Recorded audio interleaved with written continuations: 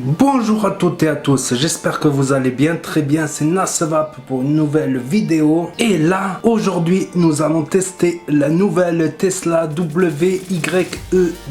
Donc je remercie tout d'abord Gearbest de m'avoir demandé si je voulais tester un matériel et j'ai choisi cette box là parce que j'aime beaucoup le design. Je trouve que le dégradé, il est super et ça va bien avec un clairon ou un atout en noir par exemple. Et c'est le digne successeur de la Tesla Y mais avec un format différent et c'est un petit coup de cœur franchement, ne serait-ce rien que pour le look et ça marche bien, j'ai pas eu de soucis avec. Donc n'hésitez pas à vous abonner et à mettre un gros pouce bleu si vous voulez voir la suite de la vidéo et le plan serré. Merci. Donc voilà la Tesla YWE, la numéro 2 qui se présente dans un emballage comme ceci avec ici un scratch d'authentification. À l'arrière tout ce que contient le packaging et ici les spécificités. Donc moi bon j'ai que la box seule, j'ai pas le kit avec le clairomiseur. Et là nous tombons sur la magnifique box. Et en dessous ici nous avons un petit carton avec un petit certificat Tesla SIG. Une carte attention, utiliser des accus avec le bon isolateur plastique dessus. Un joli câble USB pour les rechargements de secours ou les mises à jour et une notice d'utilisation en français et en différentes langues également. Et là cette jolie box que je trouve magnifique tout simplement, surtout en rouge et en noir comme ceci. Il y a également différentes coloris comme je vous montre ici. J'ai hésité entre la rouge et la noire franchement et la bleue et la beige. Finalement j'ai pris la rouge et la noire parce que je suis plus susceptible d'avoir des atomiseurs ou drippers noirs plutôt que bleu et beige, c'est très rare. Pour les dimensions, elle fait 86 mm de haut, pour 56 mm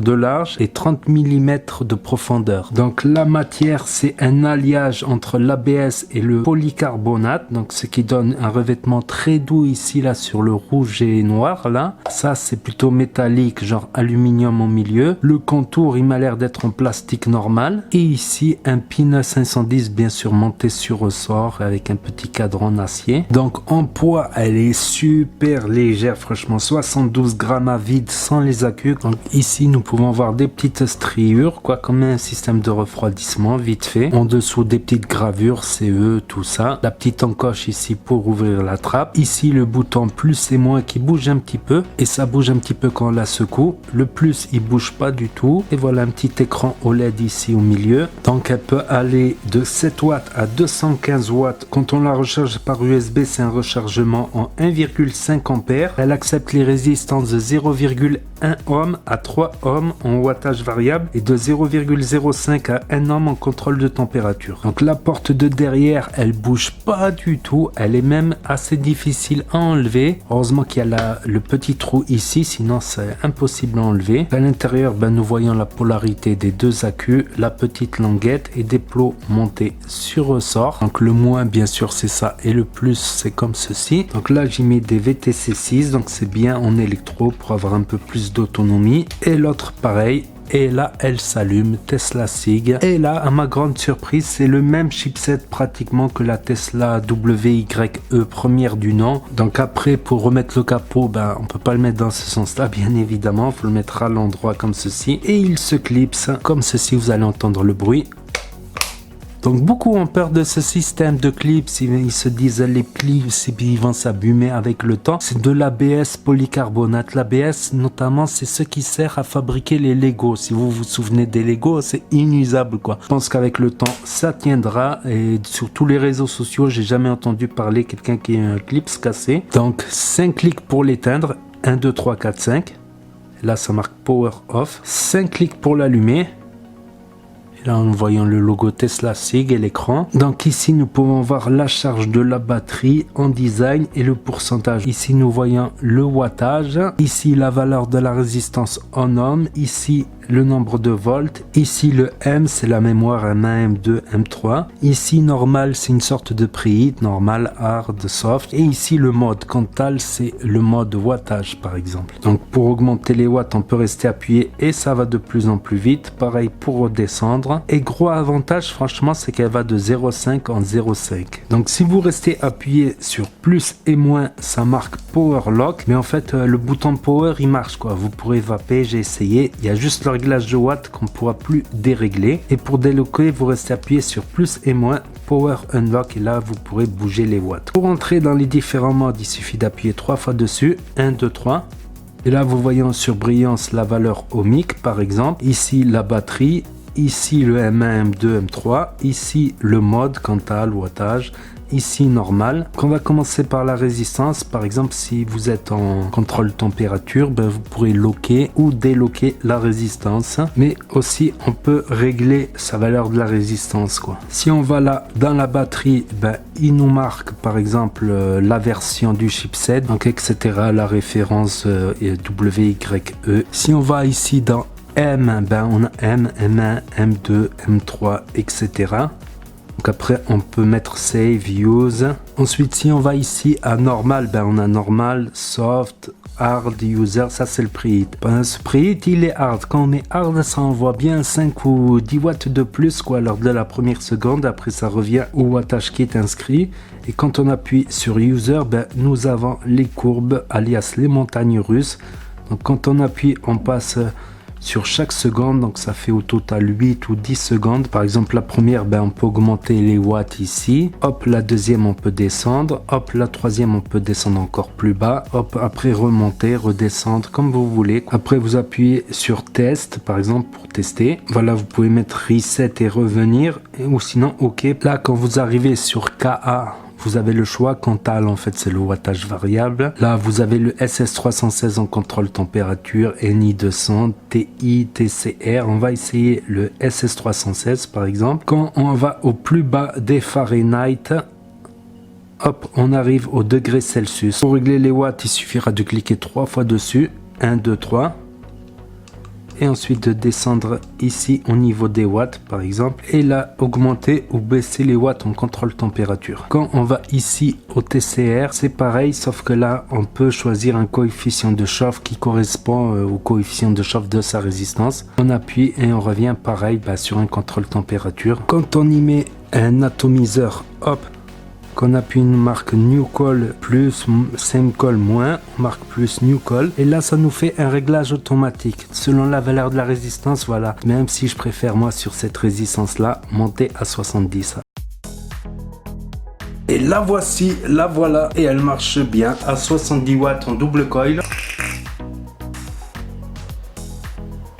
Donc déjà cette box donne de très bonnes saveurs, la box évidemment. Non je rigole, c'est une blague. Passons maintenant aux points positifs et négatifs. On commence par les points positifs. Donc le premier point positif, c'est le look. Je la trouve très belle, trop belle quand même. Voilà, en format box, ato-centré, elle est super légère. Il y a même l'atomiseur qui fait centre de gravité là. Le chipset il est simple, il m'a l'air assez fiable. Et elle est douce au toucher quoi. Les panneaux ici sont doux. Sinon le milieu c'est du plastique. Autre point positif qui n'est pas négligeable en plus du poids, c'est que le réglage il se fait de 0,5 en 0,5. Après ça va un peu vite quoi. Mais bon, on fait quelques clics pour revenir au wattage souhaité. Autre point positif, c'est le maintien en main. Après ça dépendra de votre main quoi. Si vous avez une main plus petite, vous aurez un petit jour comme ça fera pas très naturel. Donc pour ma main ou des mains plus grosses, c'est un super maintien en main. Aussi autre point positif, c'est que le capot AQ il tient super bien. Des fois même je me demande c'est lequel, c'est de ce côté ou de ce côté. Il faut que je regarde. Le capot il bouge pas, il tient super bien. Voilà, et après le look, on aime ou on n'aime pas. Donc transition parfaite vers les points négatifs maintenant.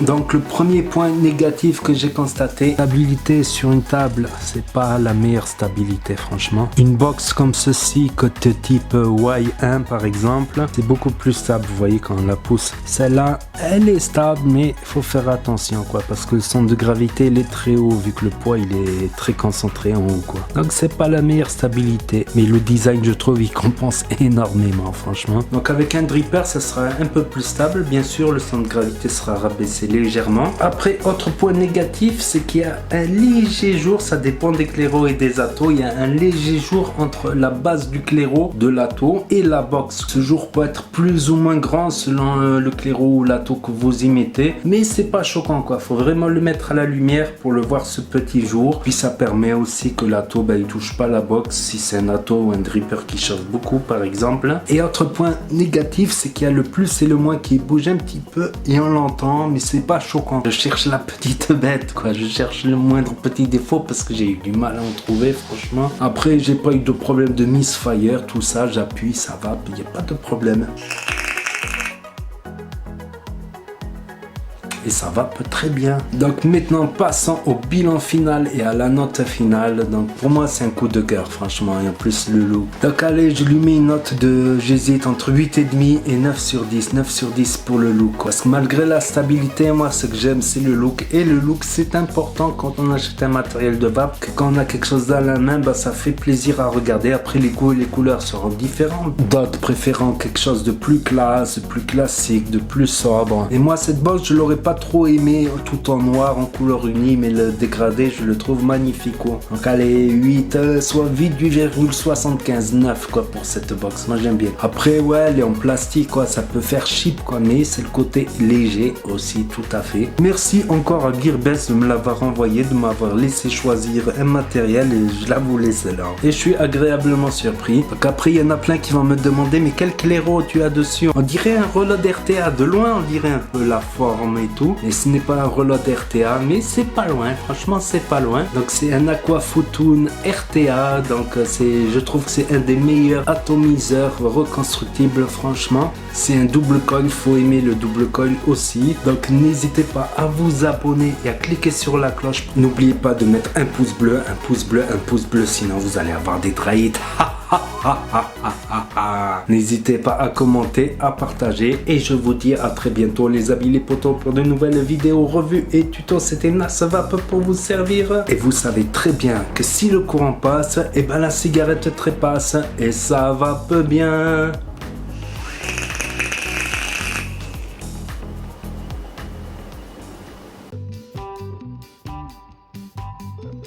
Alias la W.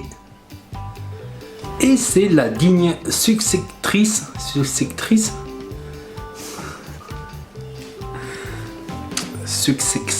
comment on dit, successeur. Vous pouvez même ici le M. Donc pour entrer, si on va, hop, et là vous voyez le wattage il est là. Donc là on est en Fahrenheit et quand on va au bout des Fahrenheit, on relâche et on réappuie, il se passe rien.